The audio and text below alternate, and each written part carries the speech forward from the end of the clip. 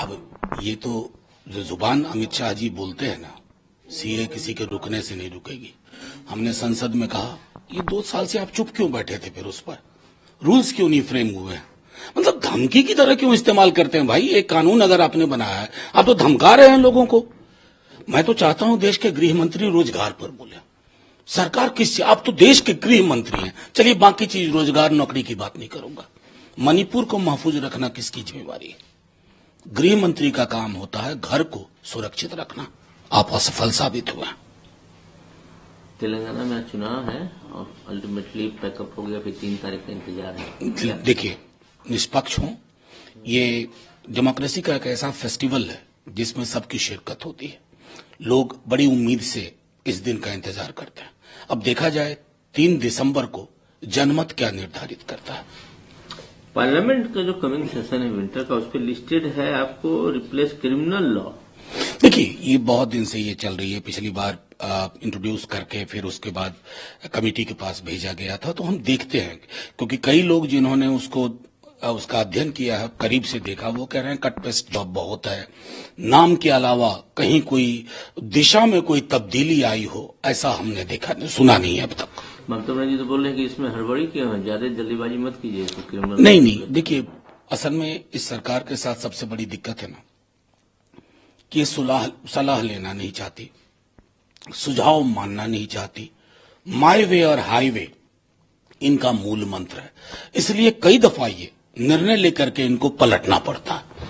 अमित शाह बोलते हैं historic movement है, जिस तरह से यूएनएलएफ के साथ एग्रीमेंट हुआ पीस को लेकर। देखिए, हिस्टोरिक है या नहीं ये इतिहास तय करेगा। खुदा ही पीठ पर हाथ रख करके खुदा ही बोल दें कि हम हिस्टोरिक, ऐसे हिस्टोरिक आपकी बहुत सारी चीजें हमने सुनी थी कि 370 हिस्टोरिक है। क्यों हमारे सेना के जवान शहीद हो रहे हैं? तब तो आपसे कुछ नहीं सुनते हैं। ये देखिए, रेटोरिक नॉर्मलिसी का, और घाटी या जम्मू या लद्दाख में वो नॉर्मलिसी महसूस करना, उसी तरह हर जगह नॉर्मलिसी सुनिश्चित करना गृह मंत्री का काम है।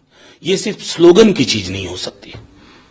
टनल पे कंट्रोवर्सी हो रही है, टनल से मजदूर निकले उसको लेकर कंट्रोवर्सी हो रही है। बीजेपी बोल रही है कि हम लोग की जो सरकार है उसके अथक प्रयास है। देखिए, मैं इस सरकार से तो मेरी कोई मैं शिकायत अब नहीं करता। इवेंट बाजी इनके डीएनए में है। ये जहां इवेंट नहीं होगा वहां भी बना देंगे इवेंट। अगर ये 10 नौकरी देंगे ना तो उसका भी इवेंट बनाएंगे। टनल में जो जिंदगी मौत की जद्दोजहद चल रही थी, उसमें अंततः कौन काम आया? श्रमिक वर्ग के लिए श्रमिक आए। अब महत्वपूर्ण प्रश्न जो प्रधानमंत्री जी और तमाम बड़े नेताओं को देना चाहिए, इस टनल की परमिशन किसने दी थी? ये किस कंपनी का है? उस हिमालयन फ्रेजाइल जोन में इस तरह की कंस्ट्रक्शन की इजाजत क्यों मिल रही है? क्यों पूंजी के समक्ष सरकार नतमस्तक दिख रही है? इन सवालों के जवाब ज्यादा महत्वपूर्ण है इवेंटबाजी के अलावा। सोनिया गांधी ने मल्लिकार्जुन खड़गे की काफी तारीफ की, कहा कि ये परफेक्ट मैन है। क्या इसको संकेत समझा जाए? देखिए, मैं कल खुद भी था वहां। मैं खुद भी कल वहां था। उनके 50 वर्ष के इलेक्टोरल कैरियर की बात हो रही थी और सबने उनकी उस भूमिका की सराहना की। और चूंकि वो सबसे बड़ी फुटप्रिंट की पार्टी के विपक्ष में नेता हैं, तो जाहिर तौर पर तिनका तिनका जोड़ना, धागों के बीच में समन्वय करना उनके जिम्मे है। और यही सब लोगों ने अपनी बात कही, चाहे सोनिया जी हों, सीताराम जी हों, टी आर बालू हों या हम जैसे लोग हों। मनोज झा जी, जिस तरह से भारत ऑस्ट्रेलिया का जो मैच वर्ल्ड कप फाइनल हुआ, ऑस्ट्रेलिया जीती, कश्मीर में कुछ स्टूडेंट उसको सेलिब्रेट कर रहे थे। महबूबा मुफ्ती ने इस पर सख्त आपत्ति की है, जिस तरह से उनको अरेस्ट किया गया। नहीं, देखिए, सीधी बात समझना चाहिए। मेरी जहां तक जानकारी है, यूएपीए लगाया गया। यूएपीए को पढ़ने के बाद मान लीजिए आप इसको कह सकते हैं कि ये गलत किया, लेकिन ये आतंकी कार्रवाई में शामिल नहीं माना जाएगा ना। अगर कल को मैं न्यूजीलैंड की तारीफ कर दूं, बांग्लादेश की तारीफ कर दूं, यूएपीए लगा देंगे मुझ पर। आप संवाद करिए मुझसे, ऐसा नहीं होना चाहिए।